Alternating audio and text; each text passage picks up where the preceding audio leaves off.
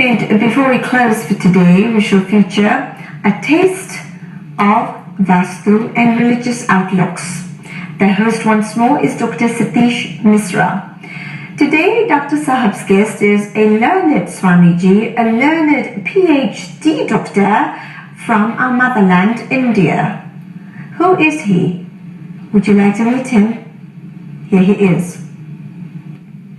नमस्कार, डॉक्टर सतीश मिश्रा। आज हम आपको एक ऐसी पर्सनालिटी से रूबरू कराने जा रहे हैं जिन्होंने प्राचीन वैदिक विज्ञान को कुछ दशक पहले जो लुप्त सा हो गया था उसे विश्व क्षितिज पर स्थापित करने का बीड़ा उठाया है। वो प्राचीन वैदिक विज्ञान है वास्तुशास्त्र, और हम आपको परिचय करा रहे हैं स्वामी मंजुलानंद जी, जिन्होंने वास्तु जागरूकता अभियान पूरे विश्व में चला रखा है और वास्तुशास्त्र की उपयोगिता जन सामान्य को निःशुल्क प्रवचन देकर बताते हैं। स्वामी जी, पहले आप हमें ये बताइए कि आपको वास्तुशास्त्र के प्रति रुचि कैसे पैदा हुई और इस विषय में आपने कहां से कैसे क्या शिक्षा ली? देखिए, ऐसा है कि कोई भी रुचि जब पैदा होती है उसके लिए ईश्वर की कृपा ही महान और मुख्य होती है। हमें शुरू से ही, जब मैं छोटा था तो तभी से मुझको अदृश्य शक्तियों के विषय में जानने की, उनसे हमारे पर क्या असर हो रहा है, इसकी हमें को बहुत अधिक अभिलाषा हुआ करती थी और मैं चलते फिरते ही इन बातों को सोचा करता था। धीरे धीरे मैंने देखा कि हमारे घर खुद में ही हमको कुछ कहा करते हैं। घर की दीवारें हमसे जो है वो कम्युनिकेट करती हैं। इस तरह से हमने देखा कि क्यों ना घरों के बारे में अधिक जाना जाए।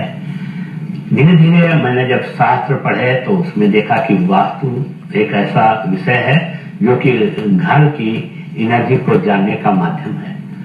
हमने फिर और अध्ययन किया। इसके बाद मुझे लगा कि हमारा घर ही वो है, जैसे मेरा शरीर है हम लोगों का, वैसे ही हमारा घर भी है और उसमें भी संवेदनाएं हैं, वो भी भावना रखता है और अपनी बात को हमसे कम्युनिकेट करने का बहुत अधिक कोशिश भी करता है। तो मैंने फिर वास्तु का गहन अध्ययन किया और उस समय जब मैंने अध्ययन किया उस समय हमारे भारतवर्ष में वास्तु के ऊपर कोई बहुत अधिक एकेडमिक पढ़ाई का प्रचलन नहीं था। तो मैंने कोलंबो में जाकर के मैंने पीएचडी की इस पे। हमारा विषय था गुड हेल्थ थ्रू वास्तु। मैंने देखा कि कैंसर और ऐसी बहुत सी बीमारियां हैं जो घरों के वास्तु दोष के कारण होती हैं। मैंने फिर पूरा सर्वे किया और इस सब्जेक्ट पे अपना काम किया। तो इस तरह से मैंने अपनी एकेडमिक की पढ़ाई। बहुत ही सुंदर। तो आप बिलीव करते हैं कि घर में जो ऊर्जा है, जो एनर्जी है, वो अपने आप से क्रिएट नहीं होती है मगर कहीं से आती है, दैविक प्रेरणा से आती है?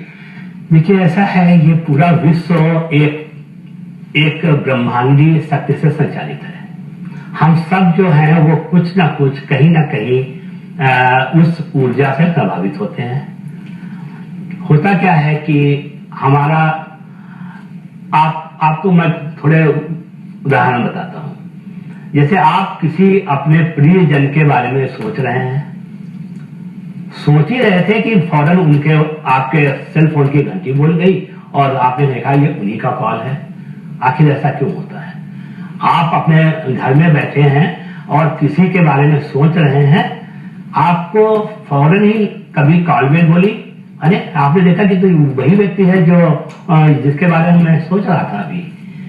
तो इससे ये सिद्ध होता है कि ब्रह्मांडी ऊर्जा हम लोगों के अंतर मन में है, हमारे एस्ट्रल बॉडी में है और वो अनजाने ही, जाने या अनजाने ही आपस में बात किया करती है, एक हमसे, आपसे और इस स्थूल जगत से।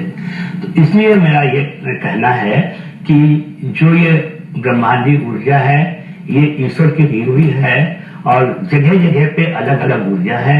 हाँ, इसको हम लोग अपने कर्मों से ना इनहेंस तो कर सकते हैं, इसको बढ़ा सकते हैं और किसी हद तक उसको कंट्रोल भी कर सकते हैं, लेकिन ये तो निश्चित है कि ये हमारे ईश्वर के द्वारा ही संचालित है और उन्हीं के माध्यम से हम तक आती है। तो एक बात और हमें क्यूरियस है, जानना चाहते हैं कि वास्तुशास्त्र को आप वर्ल्ड लेवल पे, ग्लोबलाइजेशन लेवल पे, विश्व क्षितिज पर लाने के लिए, अवेयरनेस के लिए आपको प्रेरणा कहाँ से मिली, कैसे हुई? ये तो बहुत अच्छी बात आपने पूछी है। एक्चुअली क्या हुआ कि मेरा मन बहुत दुखी था। जब कभी मुझे विदेश जाना पड़ता था अपने किसी काम से या कि कंसल्टेशन के लिए ही, तो मैं यहाँ के NRI जो होते हैं उन लोगों से मुलाकात करता था, उनसे पूछता था कि वास्तु शास्त्र के बारे में आपको मालूम है? इनमें से 99% का कहना होता था कि नहीं, मैं नहीं जानता ये क्या है, वास्तु है क्या। उन्हें यही नहीं पता थी कि वास्तु कोई शब्द भी है। हाँ, वो कहते थे मकानों की एक साइंस है, वो feng shui, Chinese feng shui, इस प्रकार से वो हमसे बात करते थे। मुझे बड़ा आश्चर्य होता था कि भारत का साइंस जिसने फेंग शुई को पैदा किया, फेंग शुई को हमारे वास्तु की ही है देन है, उन्होंने ही पैदा किया था। हुआ क्या कि इससे मुझे बड़ा अंदर खेद हुआ कि हमारे भारत के लोग ही जब वास्तु के बारे में नहीं जानते हैं तो और लोग कैसे जानेंगे। तो मैंने फिर अपने ही सोर्सों से, अपने ही धनराशि से विदेश में जाकर के प्रदर्शन करना शुरू किया और उसमें कोई भी शुल्क नहीं लेता था। उनको मैंने जागरूक किया कि आप अपने घरों में छोटे छोटे से चेंज करिए, छोटे छोटे चेंज करके आप उसका फायदा देखिए। लोगों ने किया, उनको बहुत ज्यादा फायदे हुए। तब से लोगों को विश्वास होने लगा और अब आप विश्वास करिए कि हमारे जो वास्तु सीखने वाले लोग हैं उनमें से 50% से ज्यादा भारत मूल के नहीं है, वह अमेरिकन या यूरोप के हैं लोग हैं। इस तरह से हमारे मन में ये बात। अति सुंदर। तो आपने, मैं भी वास्तुशास्त्र के बारे में मुझे ज्यादा पता नहीं था, आपकी संगत के से बहुत कुछ समझ में आ गया है। और आपने वास्तुशास्त्र की PhD कोलंबो से की है जी। भारत में कोई ऐसी सुविधा नहीं थी उस समय, नहीं थी, लेकिन अब ऐसा हो गया है। अब कई एक यूनिवर्सिटी हैं जो वास्तु पे काम कर रही है और वास्तु के ऊपर डिग्री भी कर रही है। अब तो अवेयरनेस बहुत आ गई है, यहाँ भी USA में भी काफी अवेयरनेस है।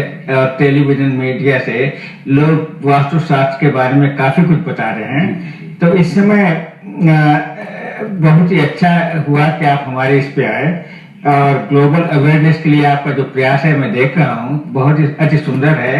और समय की कमी के कारण हम लोग इसको कंटिन्यू करेंगे। नमस्कार और बहुत बहुत धन्यवाद। नमस्कार।